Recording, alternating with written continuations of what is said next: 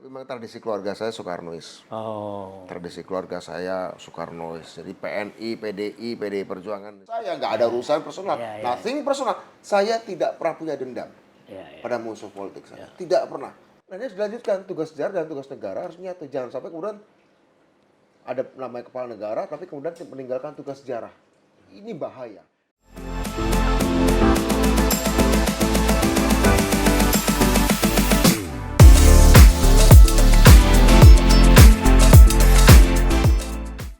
Sobat Panangian, saya sengaja mengundang seorang tokoh fenomenal di bidang politik.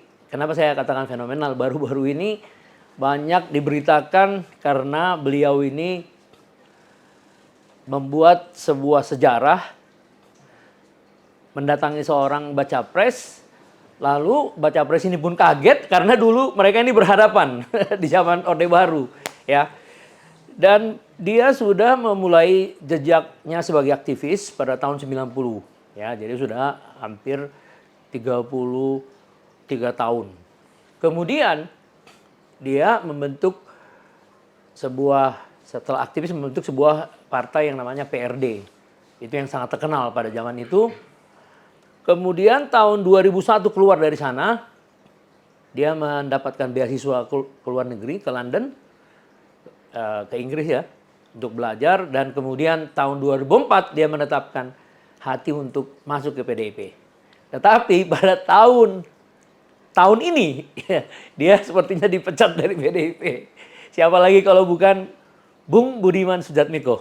Terima kasih. Terima kasih sudah mengundang saya, Bang Waktunya Panangian. sangat susah sekali. Gosara terus tiap hari itu sejak itu ya. Jadi baru dapat hari ini ya. Terima kasih. Maaf Kita bangga ini ya.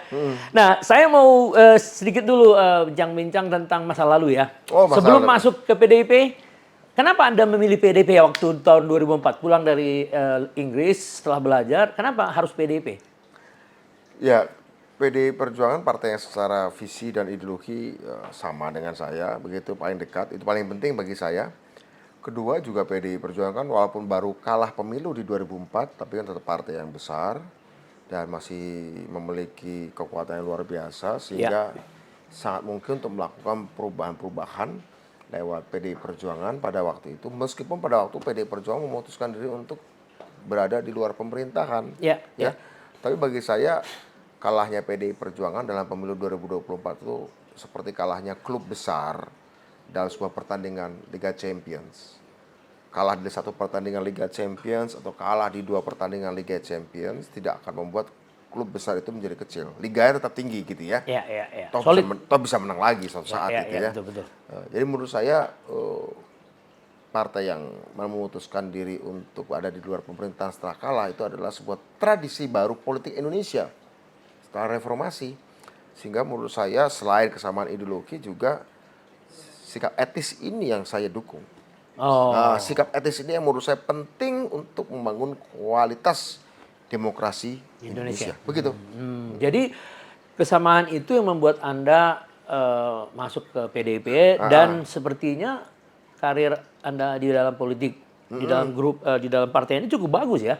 Ya, saya dipercaya menjadi anggota DPR RI 2 periode dan ketika saya pada akhir periode kedua 2019 saya menyatakan diri untuk tidak dicalonkan. Partai minta saya untuk tetap calonkan diri tapi dipindah dapil. Walaupun sebenarnya saya sudah pamit pada dapil saya untuk saya tidak dicalonkan lagi karena memang sudah 2 periode. Karena saya nggak bisa ada di sebuah tempat terlalu lama.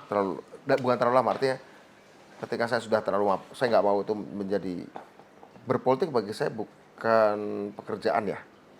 Berpolitik bagi saya ide saya jadi ketika saya dulu mengangkat kampanye perlunya undang-undang desa dan ketika undang-undang desa itu jadi menurut saya udah selesai ya perjuangan. Bukan selesai artinya salah satu hal yang paling penting sudah selesai.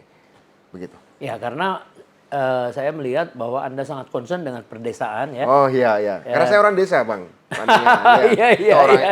Iya. Tapi paling tidak kan gini, kita mengetahui bahwa pembangunan di Indonesia ini memang sejak di zaman Pak Harto lebih dikuatkan di kota. Itu makanya terjadinya berbagai kota baru ya pada waktu itu ya. Dan urbanisasi yang meningkat ya. Ya, itulah.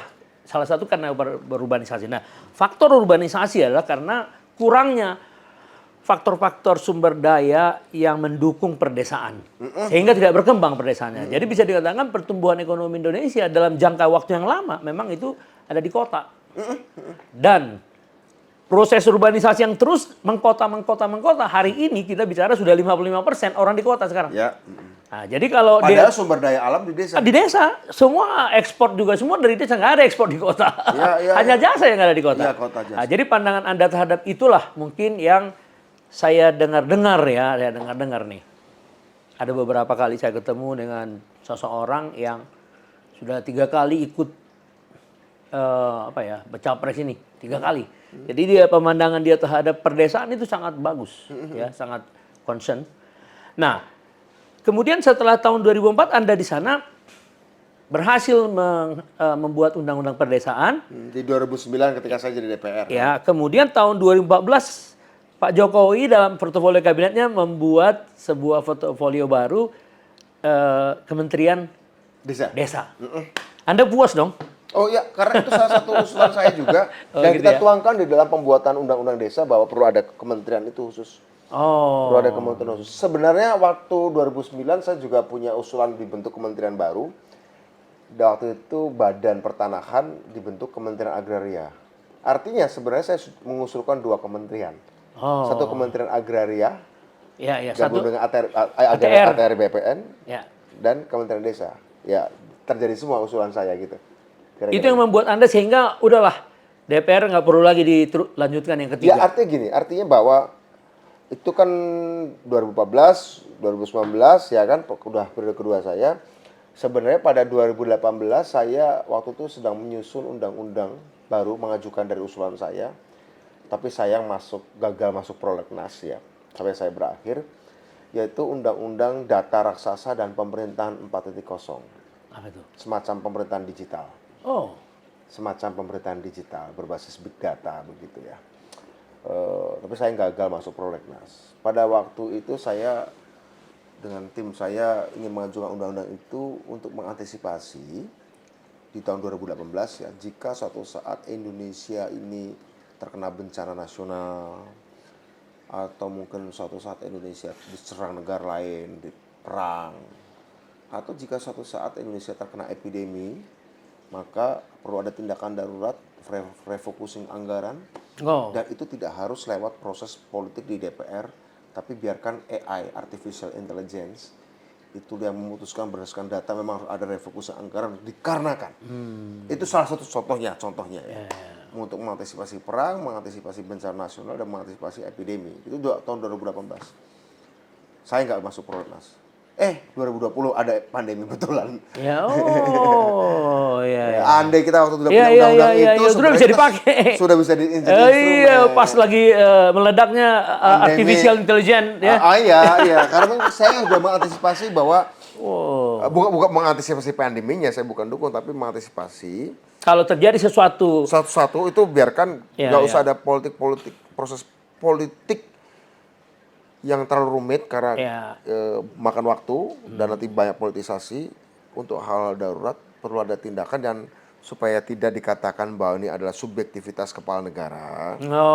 Diperlukan sebuah alat ya, pendukung. Sebuah alat pendukung, supporting system, berbasis data, teknologi, big data ya. artificial intelligence, big data. Makanya saya sebut RUU data raksasa, big data kan sebenarnya kan, data raksasa kan big data dan pemerintahan 4.0. Kalau boleh disingkat ya namanya RUU pemerintahan digital sebenarnya, kira-kira begitu. Dan menarik saya gagal, tapi menarik bahwa pada waktu Pak Jokowi baru saja dilantik pada periode kedua sebagai presiden, beliau sudah mengusulkan kemudian perlunya beberapa eselon di kementerian diganti oleh AI kan pernah. Iya, betul. Ya awal, tapi saya kemudian nggak dilanjutkan. Baru setelah pandemi masuk di tahun 20 ke kita, tahun 2020. Undang-undang yang tadinya saya susun, undang-undang baru yang tadinya mau saya usulkan itu, kan tadi untuk mengantisipasi jika terjadi proses digitalisasi secara masif ke seluruh dunia. Indonesia sudah siap, sudah punya undang-undangnya. Untuk pengembangannya, membangun ekosistem inovasi bagi teknologi digital. Juga regulasi-regulasi berkaitan dengan etika. Ya, Apa ya. saja yang boleh dan tidak boleh. Iya, iya, iya. Ya, jangan sampai artificial intelligence kemudian menyebabkan terjadinya PHK massal. Iya, iya.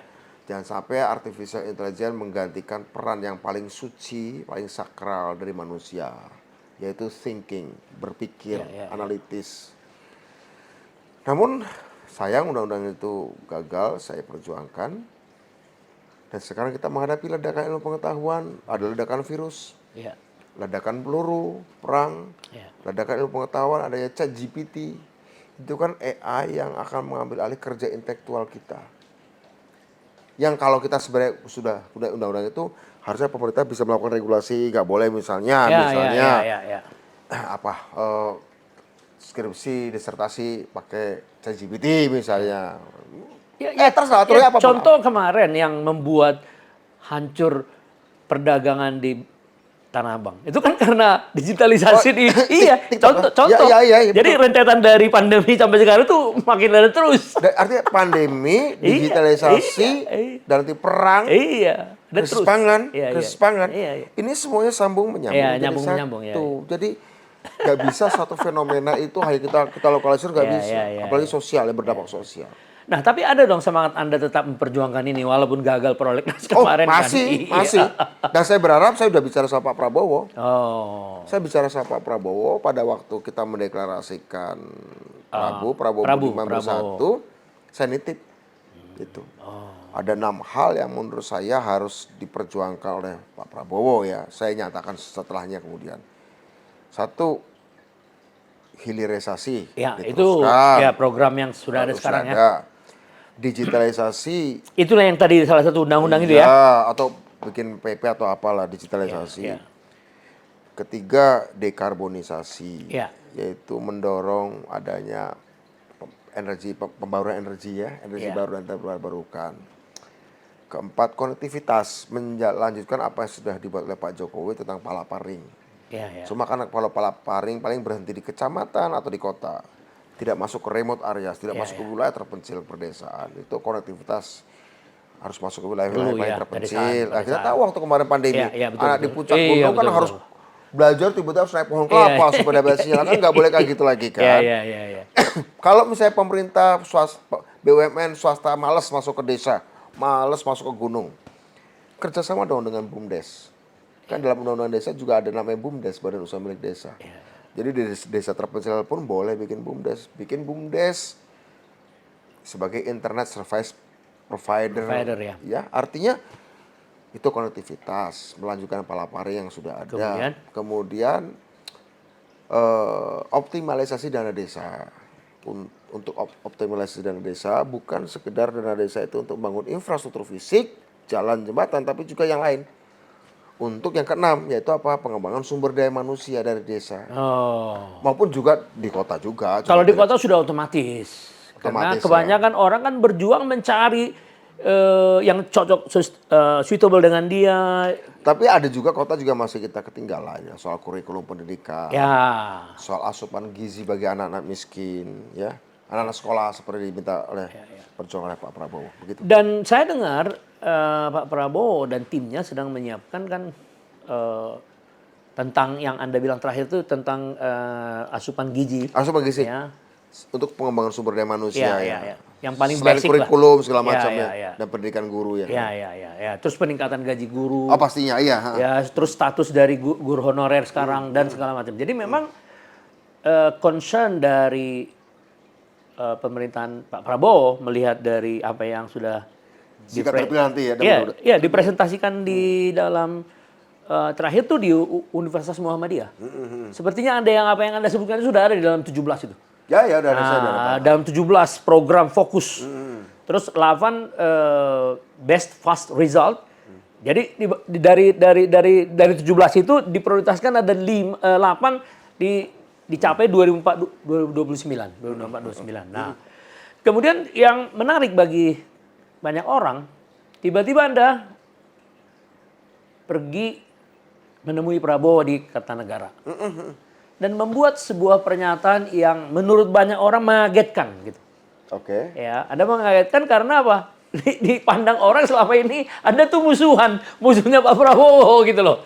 Karena dia dianggap pejuang aktivis yang sementara di sisi lain Pak Prabowo dianggap orang yang suka menangkap aktivis gitu kan pada waktu itu.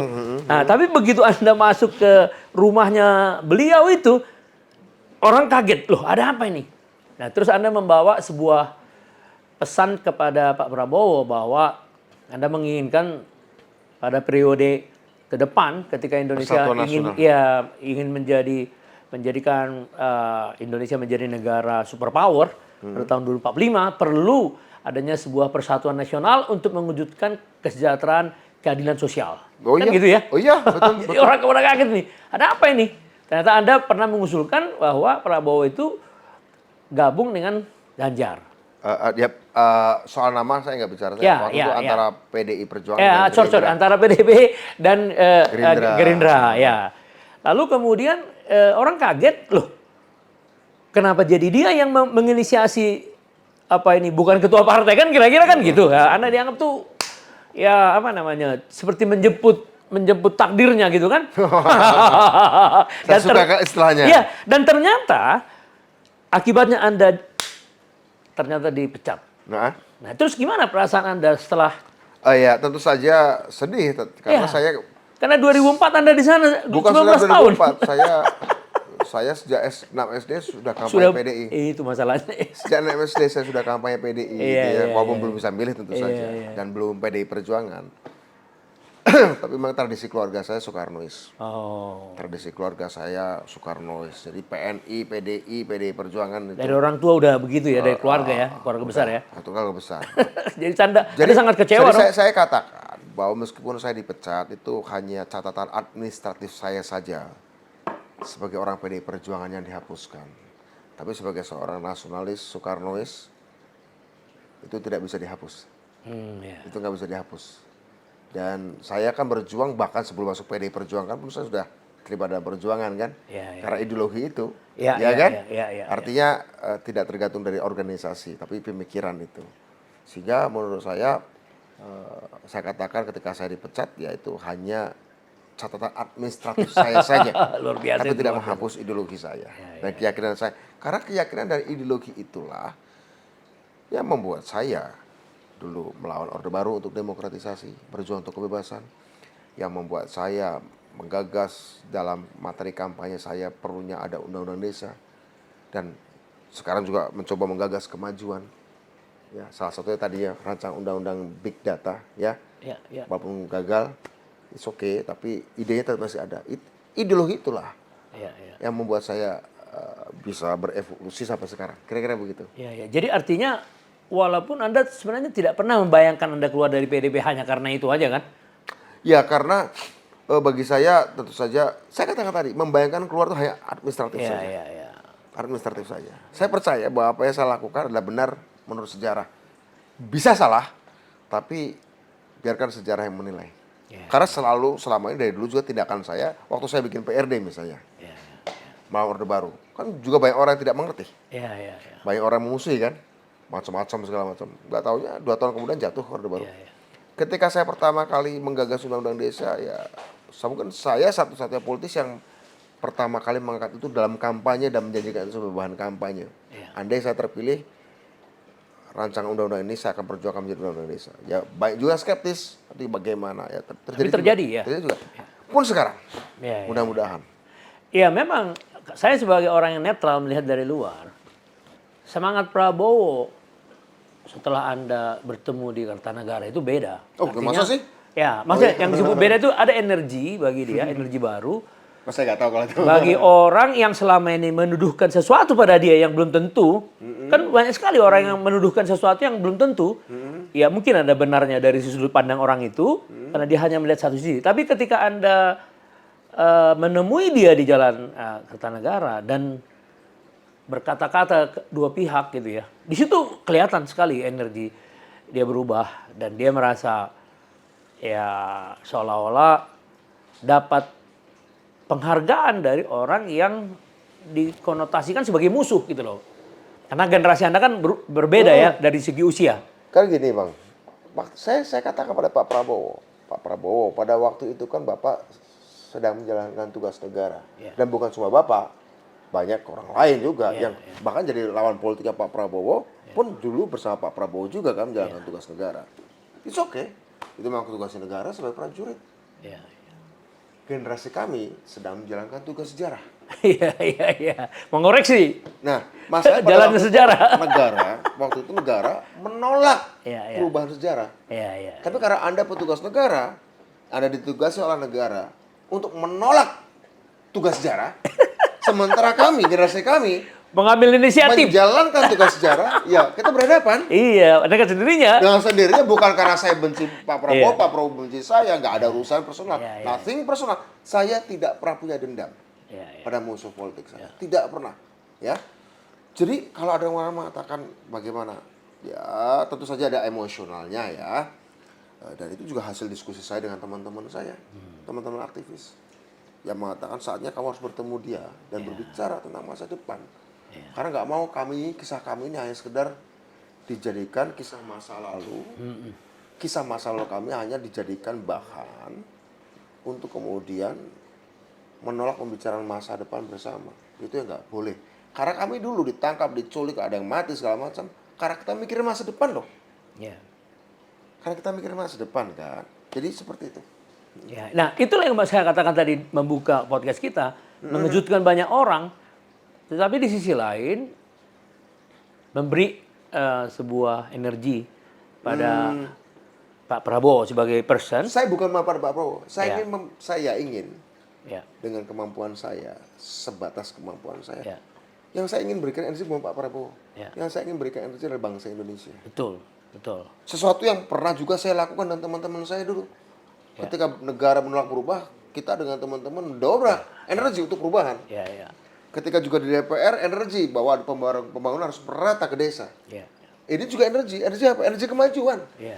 Sebenarnya saya dengan teman-teman, didukung teman-temannya adalah ingin menyuntikkan energi kemajuan. Dan untuk maju, tidak semua negara di luar negeri suka Indonesia maju. Ya dong. Dan pasti mereka akan mencoba memecah belah. Untuk itu kita harus bersatu. Sesimpel itu sebenarnya. Apa yang susah dan apa yang mengagetkan untuk gagasan yang saya kira kita semua setuju ya. Persatuan, kemajuan, untuk keadilan, pasti kita semua setuju dong. Apa yang mengherankan? Kecuali kalau saya kemudian bikin proklamasi Indonesia negara syariah, itu mengejutkan, ya kan? Ya dong, Budiman tiba-tiba proklamasi ikut HTI gitu kan? Itu mengejutkan, nggak ada track recordnya. Jadi yang saya katakan tadi mengejutkan, sebenarnya sesuatu yang tidak pernah dipikirkan orang. Karena apalagi Anda kan menyematkan sebuah pesan demi kesejahteraan atau keadilan sosial, persatuan nasional. Itu yang menarik bagi orang. Begitu ya? Yang selama iya, karena begini, Pak Prabowo itu kan dianggap sebuah simbol rekonsiliasi. Ketika 2 kali berhadapan dengan Pak Jokowi, Terus? yang ketiga dia terima sebuah undangan untuk masuk ke kabinet. Ya. Tetapi beruntunnya dari situ kan banyak sekali orang yang seperti misalnya Anda masuk, saya katakan memberi energi baru sama beliau itu. Karena ada keyakinan baru bagi dia. Setelah dia merasa bahwa dia menjadikan Jokowi jadi guru politiknya dia. Mentornya ya? Mentornya. Ya, bagaimana menghadapi masa depan Indonesia dengan kondisi sekarang. Nah, Anda memberikan energi baru mengenai masa depan gitu loh. Mudah-mudahan. Loh itu walaupun sedikit lah ya. Loh itu yang saya lihat, ya. Contoh. Terima kasih. Kemudian kan ada juga Noel yang saya ajak juga. Terus ada beberapa yang saya ajak juga di podcast di sini yang pandangannya ya lebih kepada masa depan. Ya, tidak ingin masa lalu menjadi sebuah problem bagi bangsa ini. Kurang lebih gitulah. Iya. Rekonsiliasi juga kan sama yang diajak oleh Pak Jokowi. Dia selalu melihat masa depan. Dan Jokowi mengatakan dalam 13 tahun ke depan lah masa Indonesia itu bisa keluar dari jebakan middle income trap. Nah, Ya. untuk itu ini Ya. menarik Betul. karena bicara middle income trap. Ya. Ada banyak negara yang bagus prosedur demokrasinya, berjalan sistem demokrasi dan regularitas atau rutinitas pergantian kekuasaan secara damai, tapi tetap terjebak sebagai negara berpendapatan menengah. Ya. Kita sudah demokratis, relatif damai, tapi kita nggak mau juga terjebak menjadi negara berpendapatan menengah. Kita harus menjadi negara maju. Untuk itu saya ingin memastikan agar ada kontinuitas. Ya. Untuk bisa ibaratnya pesawat ya, dari taksi di landasan, pacu naik. Agar bisa stabil kan dia harus ada kontinuitas take off toh. Jangan kemudian turun lagi gitu kan. Nah menurut saya Indonesia dalam keadaan sedang take off ini harus terus didorong. Untuk itu semua penumpang tuh harus menyatu. Memberikan dorongan pada si pilot ini atau pilot masa depan penggantinya ini. Ayo kita dukung semua nih. Meskipun kita tahu di luar sana cuaca buruk, badai segala macam, awan gelap, ya kan? Agak jangan ribut sendiri. Kira-kira gitu yang mau pesan saya sampaikan. Nah, akhirnya saya lihat ya, di berbagai kesempatan Pak Prabowo itu membuat sebuah apa yang disebut dengan transformasi bangsa menuju Indonesia emas. Ya. Ya. Jadi tadinya sebelum kita bicara itu cuma 10 fokus. Tiba-tiba jadi 17 sekarang. Yang saya bilang energi baru tadi. Makasih. Jadi mudah-mudahan ada satu poin yang hasil dari saya, mudah-mudahan. Dia mengkonsolidasikan, termasuk reformasi politik, ada di dalamnya. Berarti kan kita belum tahu persis apa ini yang terjadi. Tapi dalam pemikirannya, dia menjadi kaya terhadap apa yang harus dilakukan. Jadi, to do list-nya itu jadi lebih panjang. Nah, tapi dibikin 17. Luar biasa itu. Oke. Ya kan kelahiran Indonesia kan 17. 17 Agustus. Terus dia bikin 8 lagi yang harus dicapai 5 tahun pertama. Jadi luar biasa itu. Nah itu yang saya sebut energi baru ya kan. Dan ada 2 LSI yang memberikan sebuah research survei ya yang dikeluarkan bulan September. Ya, sorry. Dilakukan bulan September, dikeluarkan bulan Oktober.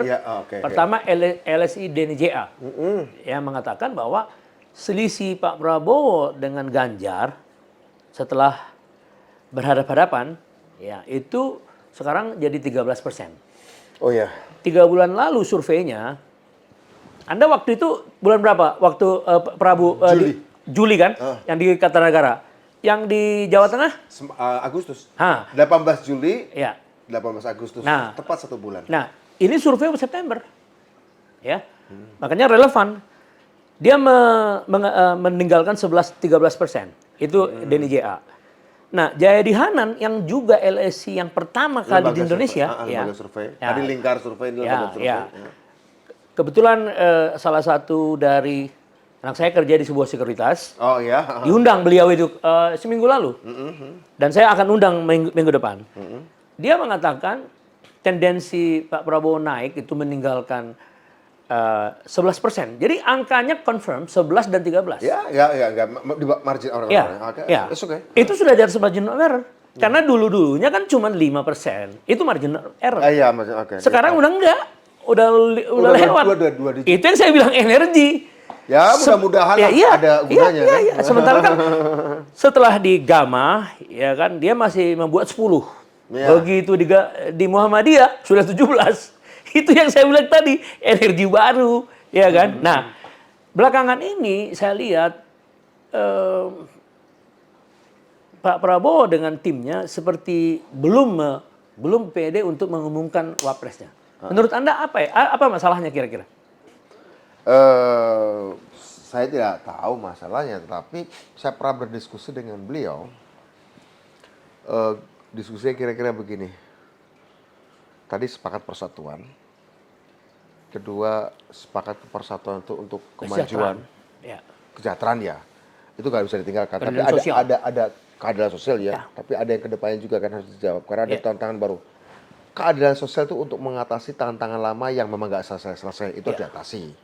Itu paling penting justru. Paling mendesak itu. Itu paling mendesak. Ibaratnya ada orang yang sudah sakit bertahun-tahun harus disembuhkan. Tapi bahkan sakit lama bertahun-tahunnya belum sembuh, muncul penyakit baru. Ya kan? Yang kalau kita nggak kejar juga akan menjadi penyakit yang tidak kalah berbahayanya. Ya, yang tadi Anda sebutkan itulah, yang Anda jelaskan yang gagal di prolegnas itulah itu. Tapi itu kan ada lagi nanti kesempatannya. Yang penting ada kesadaran. Ada kesadaran itu. Tapi penyakit lama yang belum sembuh itu lebih penting. Makanya sudah ada perangkatnya Undang-Undang Desa. Undang-Undang Desa kan sebuah perangkat regulasi. Ini waktu saya katakan pada waktu saya memimpin sidang pansus Undang-Undang Desa di depan perwakilan pemerintah, saya katakan Undang-Undang Desa ini harus jadi ya pada periode ini karena ini adalah kesempatan damai dan kesempatan konstitusional terakhir untuk kita mengatasi kesenjangan sosial dan kemiskinan dan keterbelakangan. Ya kan? Jadi bukan cuma ada kesenjangan sosial, kemiskinan dan keterbelakangan. Jika instrumen ini gagal kita jadikan undang-undang, maka rakyat jangan-jangan mencari cara yang inkonstitusional atau cara kekerasan untuk meraih keadilan sosial. Ini bahaya. Berbahaya, sangat berbahaya. Berbahaya. Kebetulan pada waktu itu, saat saya mengatakan itu, saya mengutip baru-baru ini di Kolombia baru saja terjadi perundingan damai antara pemerintah dengan gerilyawan FARC yang sudah 50 tahun lebih bergerilya. Masalah mereka adalah masalah agraria, masalah pembangunan yang tidak adil antara desa dan kota. Mereka bergerilya dan butuh 50 tahun dengan korban belasan ribu jiwa, puluhan ribu jiwa. Butuh 50 tahun untuk berdamai. Kita tidak mau mengambil resiko itu.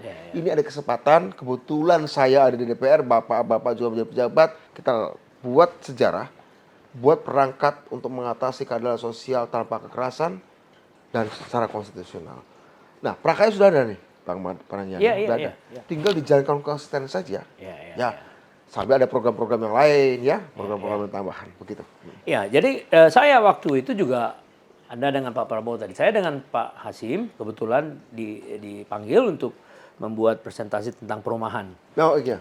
Ya, lalu teksnya dibuat begini, perumahan untuk milenial dan masyarakat berpenghasilan rendah, itu yang saya usulkan. Terus dia bilang begini, tunggu, desa dan kota. Terus saya bilang, iya desa kenapa Pak? Loh, sekarang ini kesenjangan dan kemiskinan itu persis seperti Anda bilang itu ada di desa Pak, kata dia gitu. Kalau kita tidak memperbaiki desa, orang semua akan lebih cenderung lari ke kota karena di sana tidak ada sumber daya. Jadi kita harus menciptakan di sana sumber daya. Hunian tempat tinggal, pantas gitu. Untuk menjaga sawit, menjaga ikan, menjaga jati. Betul. Jadi artinya apa? Kesadaran bahwa desa itu adalah sebuah area yang harus diperhatikan dalam pencapaian Indonesia Emas itu sangat firm. Sangat firm menurut yang saya lihat ya. Benar. Nah, makanya saya katakan ada energi baru. Nah, kemudian jadi kalau menurut Anda walaupun belum ditemukan sebuah statement tentang deklarasi tentang Capres dan Cawapres sampai hari ini, yang dibutuhkan adalah bagaimana Pak Prabowo memilih orang-orang yang nanti bisa menurut saya wapres ke depan. Bukan lagi meskipun secara konstitusional hanya wakil, tapi menurut saya mengingat dan menimbang kompleksitas tantangan nasional warisan lama tadi, keadilan sosial, kesenjangan sosial, juga ada tantangan-tantangan baru teknologi, pandemi dan perang. Menurut saya baiknya baca wapresnya adalah orang yang bisa didelegasi, dikasih penugasan khusus untuk menangani mana tertentu. Terserah apakah presidennya akan fokus ke domestik, kemudian katakanlah presidennya bisa saja fokus kepada tantangan-tantangan lama yang nggak selesai. Ketimpangan sosial. Tadi kan? Betul. Keterbelakangan, kemiskinan, pendidikan, bisa. Presidennya fokus pada menangani tantangan-tantangan warisan lama yang nggak selesai. Wakil presidennya khusus untuk menangani tantangan-tantangan baru yang segera akan datang. Loh, itu harus dikejar juga. Bisa saja pembagian seperti itu. Jadi menurut saya cawapresnya beliau adalah orang yang bisa dikasih tugas. Atau mau pembagian tugasnya kayak gini. Presidennya ngurusi geopolitik, geoekonomi, dan strategi, wakil presiden yang ngurusi domestik, atau bisa saja wakil presiden yang ngurusi geopolitik, ekonomi, hubungan internasional, teknologi, presiden yang ngurusi dalam negeri, wakil presiden ngurusi dalam negeri, misalnya kayak gitu. Terserah. Atau tadi itu, presidennya ngurusin urusan masa depan, wakil presiden ngurusi urusan tinggalan-tinggalan soal keadilan sosial, masalah-masalah lama. Karena masalah lama dan masalah baru datang, masalah dalam negeri dan masalah luar negeri menyatu. Ini menjepit kita. Jadi menurut saya Pak Prabowo membutuhkan itu. Jadi kalau soal figur nomor 2 lah. Yang penting, kita bicara soal kebutuhan. Sekali lagi Bang, tugas sejarah. Saya ingin jangan sampai terjadi seperti 98 saat tugas negara bertentangan dengan tugas sejarah. Karena jika tugas negara bertentangan dengan tugas sejarah, saya hampir pastikan sejarah yang akan menang. Karena soal zaman. Ya, ya. Nah, saya ingin di 2024 sudah dimulai oleh Pak Jokowi di 2014, sudah dimulai sebenarnya. Tinggal lanjutkan. Tugas sejarah, tugas negara sudah nyatu. Pak Jokowi sudah menyatukan tugas sejarah dan tugas negara. Nah, ini harus dilanjutkan. Tugas sejarah dan tugas negara harus nyatu. Jangan sampai kemudian ada namanya kepala negara, tapi kemudian meninggalkan tugas sejarah. Ini bahaya. Karena bisa jadi nanti, bisa saja kepala negara terpilih ya, siapapun itu. Mudah-mudahan Pak Prabowo. Tapi kemudian ketika tidak tepat, wakil presiden tidak tepat, komposisi kabinetnya tidak tepat, dan gagal menangkap tanda-tanda sejarah pemerintahannya meskipun menang, nanti tugas sejarah itu akan diambil oleh kelompok-kelompok yang lain. Kalau sebagai kritik nggak apa-apa, tapi kemudian kalau tugas sejarah itu diambil oleh kelompok-kelompok yang ingin membubarkan NKRI, mengganti Pancasila dengan kata-kata misalnya kayak gini, NKRI tidak relevan untuk tugas sejarah ke depan. Bahaya nggak kalau gitu? Bahaya. Bahaya. Nah, saya ingin mengatakan tugas sejarah ke depan tetap harus ditaruh di dalam cawannya NKRI. Iya. Tapi kalau misalnya cawan ini tidak nampung sebagian tugas sejarah yang penting, kemudian diambil alih semuanya oleh orang yang tidak berkepentingan dengan NKRI dan Pancasila, mengatakan bahwa ini ada tugas sejarah. Dalam tugas sejarah ini, NKRI nggak ada dalam itu. Bahaya, Ya, digulung. ya. Ibaratnya ada air nih, ini air ya kebetulannya. Ya. Mungkin air itu tidak bisa udah ada baskom besar. Tugas sejarah katakanlah air dan baskom besar. Tugas sejarah dan tugas negara harus menyatukan dengan cara apa? Air dan baskom besar itu dimasukkan ke sini. Ya. Sampai penuh. Mungkin tidak semua tugas sejarah bisa dilakukan. Mungkin tidak semua. Masih ada di baskom ini. Tapi setidaknya air dalam baskom itu berkurang. Sehingga ketika disiramkan ke sini, karena nggak bisa dimasukin lagi, desakan airnya tidak akan bisa menggulingkan gelas ini. Ya. Ya kan? Tapi kalau kemudian tugas negara yang tidak menampung tugas sejarah, ada gelas tapi nggak ada air taruh di baskom, diambil oleh mereka yang tidak berkepentingan ada gelas ini, disiramin aja, pure, bisa terguling gelas ini. Ya. Itu yang terjadi pada Orde Baru. Ketika Orde Baru menolak tugas sejarah, tetap ingin bertahan dengan otoriterisme, tugas sejarahnya kami ambil. Kami yang pegang gerakan mahasiswa, gerakan pemuda pegang baskom air itu.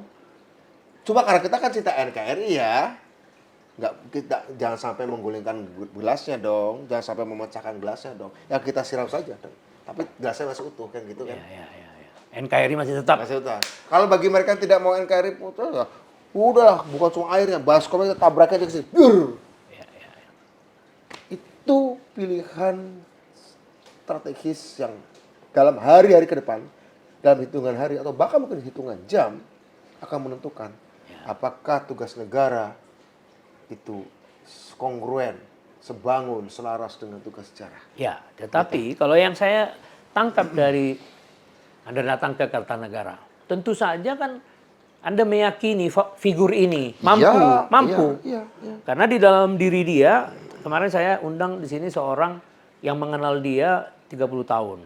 Waktu orang ini mahasiswa di UI, beliau kasat ngobrol-ngobrol gini mengenai soal karakter nih, soal sikap. Nah, tentu Anda ketika pergi ke Kertanegara justru karena Anda yakin bahwa kapasitas orang ini mumpuni untuk Bisa. memikul beban sejarah itu. Bahwa nanti terjadi ya katakanlah perombakan di tengah jalan, nggak ada masalah kan mengenai itu.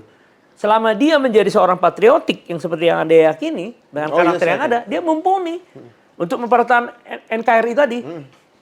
Bagaimana menurut Anda? Ya. Karena itu saya datang kan. Ya, Itu nggak ada perdebatan. ya. Maka saya sering katakan Indonesia butuh pemimpin strategik. Ya. Nah, beliau memenuhi kualifikasi Ya, itu. itu maksud saya. Pemimpin strategik. Jadi kalaupun nanti ada misalnya karena ini koalisi Indonesia Maju ini kan besar. Ada yang mengendos berbagai nggak ada masalah, nggak ada masalah. Sepanjang Sesuai dengan apa yang menjadi tugas kriteria tugas sejarah. ya.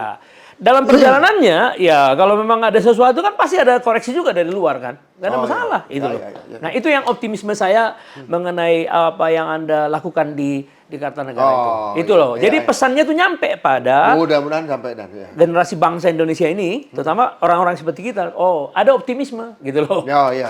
Ya harus optimis. Iya. Jadi kalau saya ngelihat apa yang dilakukan Pak Prabowo dengan konsisten pergi ke satu undangan ke undangan lain, dia selalu konsisten ngomongan apa yang enggak dia pernah tambah-tambahin sama dia. Iya. Yang lain saya lihat masih ada kadang-kadang ada yang tambahin di sini dikurang, kalau dia enggak. Jadi dia menganggap bahwa ketika dia dipercaya, berikanlah kepercayaan itu untuk menjalankan tugasnya. Cuman itu kalau yang menurut saya. Menurut kamu gimana? Ya, menurut saya gini, Pak Prabowo, saya pernah diskusi dengan beliau, memang pertama dia harus melihat konstelasi politik, kedua dia bicara masa depan, di tiga perkembangan elektoral begitu ya, pilihan-pilihan memilih wakil presiden misalnya begitu ya. Yang menarik ya, pertimbangan elektoral itu secara kuantitatif nambah suara menurut diskusi dengan beberapa ahli IT. Posisi wakil presiden paling banter itu hanya akan nambah 3%. Memilih wakil presiden itu sebenarnya ada lebih mengurangi dampak negatif. Jangan sampai wakil presiden itu memberi dampak negatif. Kalau dampak positifnya tambahnya 3%. Tapi mencari yang dampak negatifnya paling kecil yang bisa menyebabkan larinya sebagian pendukung Pemilih awal. yang sudah ada. Sudah ada. Karena misalnya tidak suka pada sosok Ya, tertentu. wapresnya ya. Wapresnya. Kalau saya pakai istilah gini, Bang Paning ya. Capres, khususnya Pak Prabowo ya dengan performa surveinya. Ibaratnya dia mau perang, dia tidak butuh tambahan peluru dari Wapres. Yang dia butuhkan adalah rompi anti peluru. Oh. Khusus untuk Pak Prabowo. Pak Prabowo ketika mau berperang menang, dan menang dalam arti ya selamat, hidup kira-kira kalau udah perang ya. Dia tidak butuh tambahan peluru untuk melumpuhkan musuh-musuhnya. Peluru yang ada sudah cukup. Yang kamu butuhkan adalah rompi anti peluru. Sehingga peluru musuh, entah banyak entah sedikit, kalaupun dia bisa menembakkan dengan tepat, Tidak menembus. tidak akan mematikannya. Ya. Clear. Pak Prabowo tidak butuh peluru baru dalam cawapresnya, dia hanya butuh rompi anti peluru. Berarti chemistry antara Bukan sekedar chemistry secara emosional ya. harus ya. Oke. Ya. Tapi dalam pengertian saya, chemistry hitungannya macam-macam. Hitungan historis, hitungan ideologis, hitungan politis. Hitungan politis itu ada dua juga kita bagi. Kualitatif atau kuantitatif. Ya, kuantitatif juga udah nggak butuh. Ya, karena cuma tambah 3%. Iya. Dan kalau kita lihat di salah satu survei Lingkar, survei Indonesia juga tidak keliru. Ketika dibandingkan Pak Prabowo dengan nama-nama, beragam nama, kisarannya segitu juga. Kalau tiga pasang ya. Untuk putaran pertama ya. 35, 38, Dia sangat determinan. Prabowo sangat determinan. Dia sangat determinan. Siapapun cawapresnya. Iya, oke. Artinya sebenarnya it doesn't make any difference in terms of elektoral. Iya, betul. Hanya untuk memenangkan, sehingga sorry saya nggak mau mengatakan sombong atau belagu ya, tapi mungkin boleh dikatakan nih Pak Prabowo soal menang itu kansnya sudah di atas 50%. Yes. Ya. Nah, harus dipikirkan Pak Prabowo, it's not about how to win the power. Yes. Lagi cuma itu, but how to exercise the power afterwards. Bagaimana menjalankan kekuasaan setelahnya. Winning the power is about electoral. Dia safe, paling safe lah di antara lain ya, relatif ya.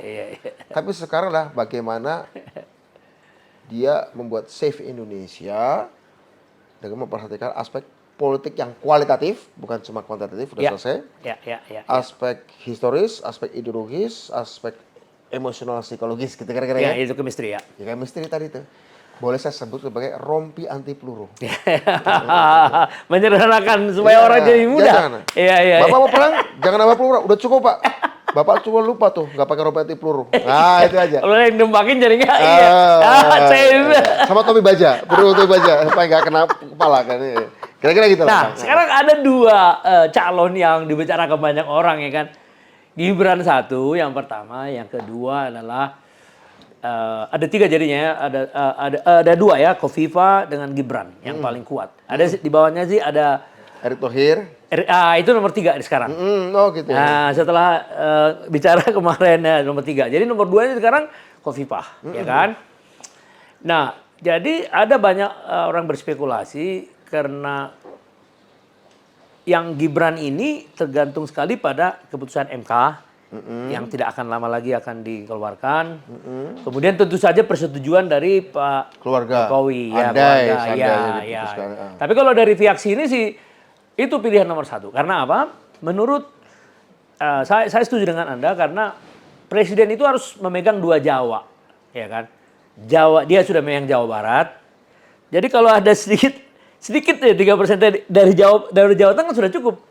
Atau even dari Jawa Timur. Ya, itulah.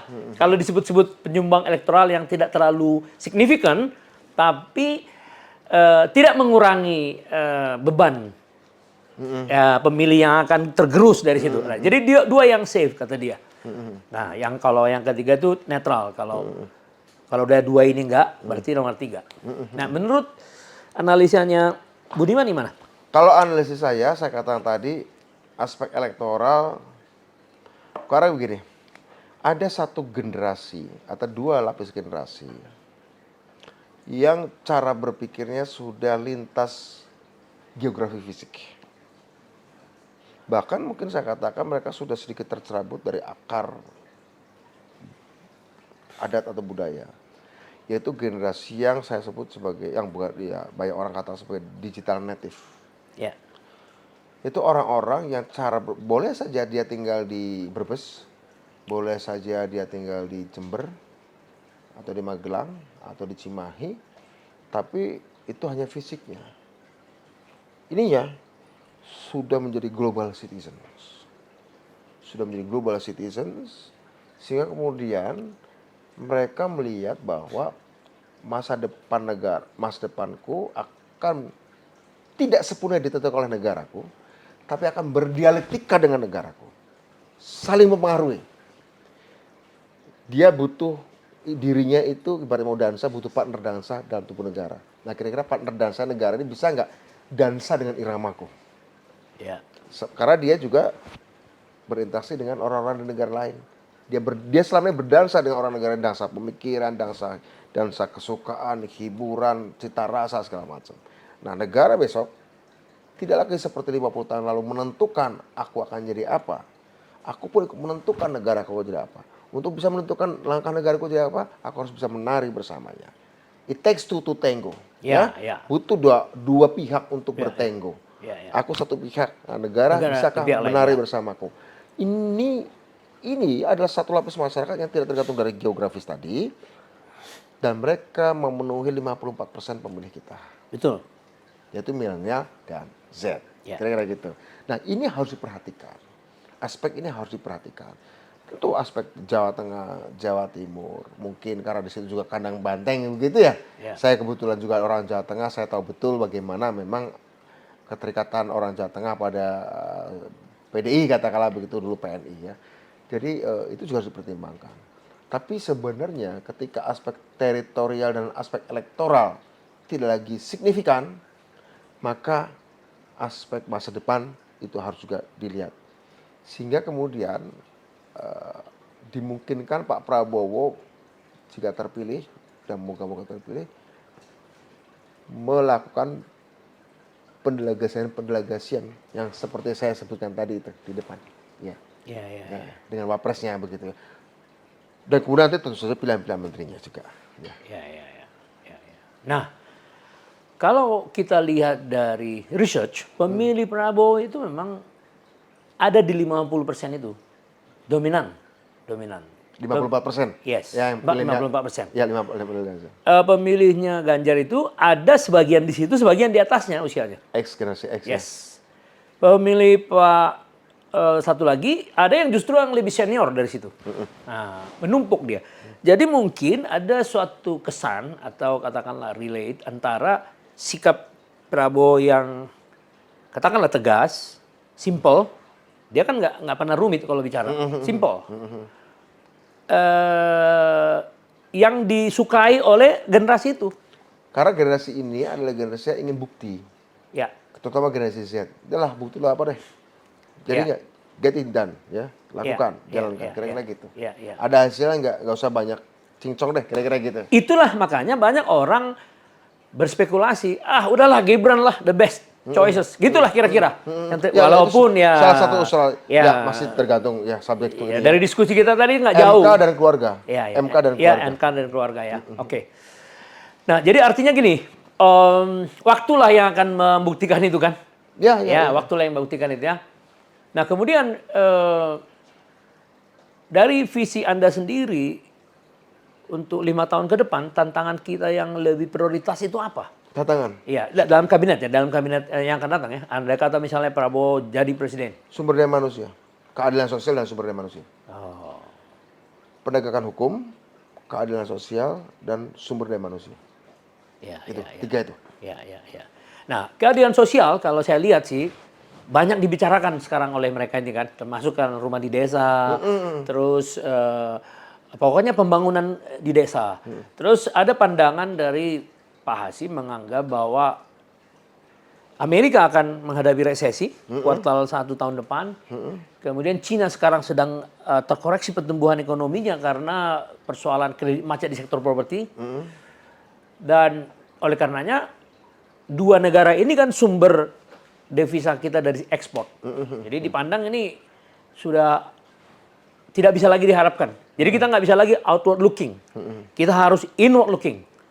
Jadi apa yang ada di lokal ini pokoknya dioptimalkan. Oh iya, sedemikian. iya. Nah, jadi timbul pemikiran beliau itu construction sebagai sebuah sumber penciptaan lapangan pekerjaan. Sektor konstruksi. Yes. Oh ya ya ya. Ya, jadi termasuk connectivity, Ya ya ya. termasuk Infrastruktur gitu ya, infrastructure, maksudnya. ya. Pokoknya semakin banyak mempekerjakan orang lokal, sampai di desa-desa makanya itu harus jadi masif gitu ya. Nah itulah yang sekarang sedang dipikirkan sebagai sumber pertumbuhan ekonomi. Oke. Karena saya tanya sama beliau ini, bagaimana pertumbuhan ekonomi menurut Pak? Dia bilang nggak bisa 5. Kalau ingin menjadi Indonesia maju, Indonesia emas, itu minimal 6. 6 ya. Ya, sampai 7. Jadi harus ada penerimaan negara tambahan Wow, 6 ya. sekitar 800 triliun sampai 1.200 triliun dari existing yang ada sekarang. Terus saya tanya, loh gimana Pak cara mengambil itu? Oh dia bilang begini, Vietnam itu revenue dari tax itu di atas Indonesia. Jadi beliau ini ingin supaya penerimaan negara dari pajak itu dinaikkan lagi. Kemudian penerimaan negara dan non pajak. Penerimaan negara dari royalti, dividen, termasuk hilirisasi dan segala macam. Itu juga harus dinaikkan. Karena katanya Vietnam itu 23. Indonesia sekarang sekitar 17. Nah jadi memang keadilan sosial yang kita sebutkan tadi sebagai salah suatu penyelesaian tentang masa lalu ya. Itu menjadi program yang dipandang sebagai salah satu prioritas 5 tahun ke depan. Ya, keadilan sosial, infrastruktur, saya kira itu menjadi sesuatu yang luar biasa kebutuhan kita ya. Ya, ya. Karena itu menurut saya keterlibatan sumber daya manusia di dalam pekerjaan proyek-proyek infrastruktur itu harus melibatkan orang desa. Ya. Desa sendiri Ya, kan ya. sudah punya instrumen-instrumen seperti badan usaha milik desa. BUMDes. Bukan sekedar sebagai objek dari pembangunan itu, tapi menjadi subjek yang berpartisipasi aktif di sana. Ya, dan memang dia juga mengatakan begitu. Jadi nanti waktu mengadakan supply terhadap apapun supply-nya itu akan memanfaatkan BUMDes, bukan konglomerasi. Iya, betul. Bukan perusahaan-perusahaan. Ya. Soal penyediaan bubur kacang hijau, segala telur macam. itu BUMDes ya. Segala macam. BUMDes, UMKM, koperasi. Ya, itu jadi memang ada sifat empowering, pemberdayaan. Pemberataan kesejahteraan. Begitu.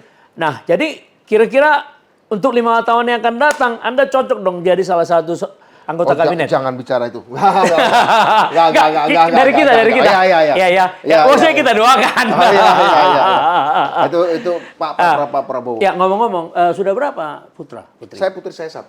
Oh, 1 ya. Satu putri. Ya. Kira-kira turun nggak profesi Anda sebagai politisi? Oh enggak, saya tidak berharap dia terjun politik. Kebetulan apa yang dia sukai? Dia suka sains dan teknologi. Oh. Itu memang tantangan generasinya. Jadi menurut saya tidak bisa politik lagi ya. Dan saya sudah bilang Dan dia juga nggak berminat politik. Usianya berapa sekarang? Sudah 17, baru 17. Jadi Anda banyak terinspirasi juga dari situ ya? Oh iya. Dari anak Anda sendiri ya, tentang tantangan saya diskusi dengan anak saya. tantangan yang akan datang ya, tentang digitalisasi ini ya. Saya diskusi. Jadi Anda makin semangat untuk mewujudkan undang-undang yang gagal di prolegnas tadi Ya, 5 tahun ke depan. Tidak lagi undang-undang, mungkin nanti bisa undang-undang lagi, bisa peraturan pemerintah, peraturan presiden, terserah. Ya, lumayan Saya ya. harap begitu terjadi. Ya, Anda memang sangat rendah hati, jadi tidak suka dielu-elukan. Yang penting biarlah nanti sejarah yang membuktikan.